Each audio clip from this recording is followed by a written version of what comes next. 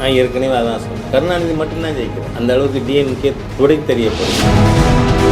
இப்போ ஏடிஎம்கேயோட கூட்டணியில் இருக்கிற கட்சியோட எண்ணிக்கையை வச்சா மக்கள் முடிவு பண்ணாங்க. இல்லை,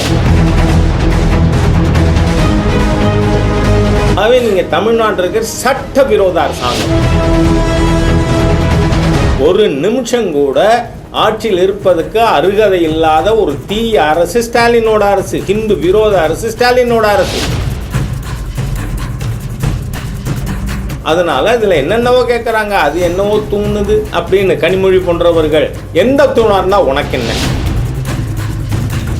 நான் ஏற்கனவே அதான் சொன்னேன். கருணாநிதி மட்டும்தான் ஜெயிக்கிறேன். அந்த அளவுக்கு டிஎம்கே துடை தெரியப்படுது. இப்போ ஏடிஎம்கேயோட கூட்டணியில் இருக்கிற கட்சியோட எண்ணிக்கையை வச்சா மக்கள் முடிவு பண்ணாங்க. இல்லை, இந்த தீய சர்க்காரை தூக்கி எறியும். அதே மாதிரி தான் இப்போ இந்த 55 மாசத்துல 6700 கொலைகள் நடந்தது, பெண்கள் வன்கொடுமைகள். ஆகவே நீங்க தமிழ்நாட்டில் இருக்கிற சட்டவிரோத அரசாங்கம் ஒரு நிமிஷம் கூட ஆட்சியில் இருப்பதற்கு அருகதை இல்லாத ஒரு தீய அரசு ஸ்டாலினோட அரசு, ஹிந்து விரோத அரசு ஸ்டாலினோட அரசு. அதனால இதுல என்னென்னவோ கேட்கறாங்க, அது என்னவோ தூணுது அப்படின்னு கனிமொழி போன்றவர்கள் எந்த தூணா இருந்தா உனக்கு என்ன? we have to be very careful. ஹிந்துக்களை நீங்க என்ன வேணா பண்ணலாமா? ஒரு தர்கால போய் மசூதியில் போய் இந்த மாதிரி ஹை ஹேண்டடா நடப்பீங்களா? Whole mountain belongs to Lord Muruga அப்படின்னா அங்க நீங்க போனோம்னா இந்துக்கள்கிட்ட அனுமதி வாங்கணுங்கிறேன்னா அதை விட்டு யாரை கேள்வி கேட்கறது? ஹிந்து மதத்தையா? ஹிந்துக்களை கொஸ்டின் பண்ணலாமா? சப்ரஸ் பண்ணலாமா? முருக பக்தர்களை நீங்க இவ்வளவு தூரம் கொடுமை பண்ணுவீங்களா? அதனால இந்த தேர்தலில் பிரதான இஷ்யூவே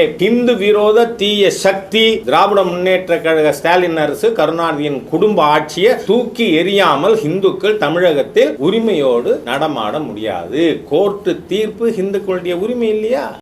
ஸ்டாலின் நடந்து கொள்வார்னு சொன்னா ஒரு முறை தமிழ்நாட்டில் நடந்தது. கருணாநிதி ஒருத்தர் தான் ஒரே எம்எல்ஏ திமுக ஜெயிக்கிறார். ஆனா சட்டமன்றத்துக்குள்ள போக பயந்துகிட்டு அந்த எம்எல்ஏ ஷிப்பையும் கருணாநிதி என்ன பண்றார்? ரிசைன் பண்றார். அதனால தமிழ்நாட்டில் திமுக துடைத்து எறியப்பட்ட சரித்திரம் உண்டு. ஸோ கைண்ட்லி ரிமெம்பர்னு நான் ஸ்டாலினுக்கு சொல்றேன்.